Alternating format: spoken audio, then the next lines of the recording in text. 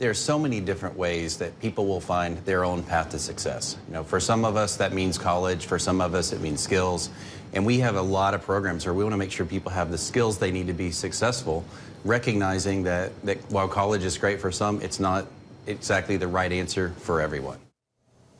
All right, it's time now for our last call. That was the CEO of Walmart talking about a growing trend that his company is one of more than a dozen across this country that are dropping college degree requirements for thousands of high-paying jobs. They're opting instead to train workers internally. I want to bring back my panel to talk about this. Let's start with you, Ramesh. I think this is a really fascinating idea here because we know a lot of parents sort of present college as just what you do after high school to their kids. But, you know, we've had Mike Rowe on the show to talk about the importance of trade schools and learning those other skills and how that can help the workplace.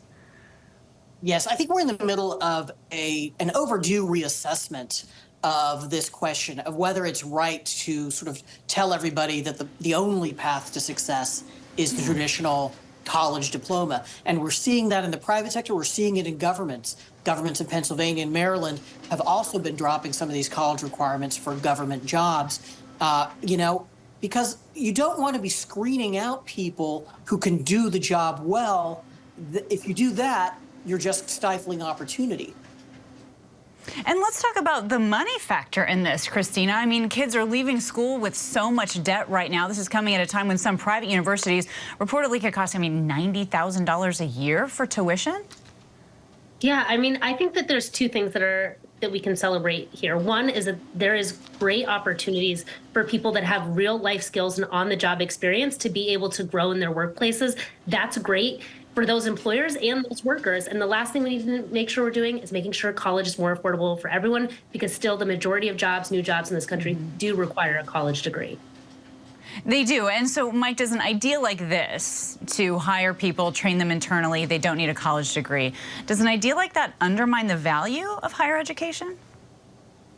I don't think it undermines the value of higher education. I think it's actually complementary to having a very diverse workforce with diverse thoughts and backgrounds. I really think, as we talk, Kana, about the widening economic gap and the shrinking middle class, oftentimes not having a college degree is a barrier for a lot of individuals to get to the middle class. So I think this will eliminate that barrier. Second, I think it forces HR departments and human resources officers to think more nuanced about their hiring practices and really rethink these skills and positions, and make more thoughtful intentionality with the recruiting and also with their hiring. Absolutely. College is not a financial option for everybody, and that doesn't mean that they should be exempt from higher paying jobs on the other side. All right, that's it for our last call. Mike, Christina, and Ramesh, thank you so much for being with us. And thank you for streaming with us. I'm Kana Whitworth. Follow ABC News Live on Instagram, TikTok, Facebook, and more. Coming up here at 7 p.m. Eastern, be sure to catch ABC News Live Prime with Linsey Davis for the day's biggest stories and the impact that they have on you. The news never stops. Neither do we. Keep it right here on ABC News Live.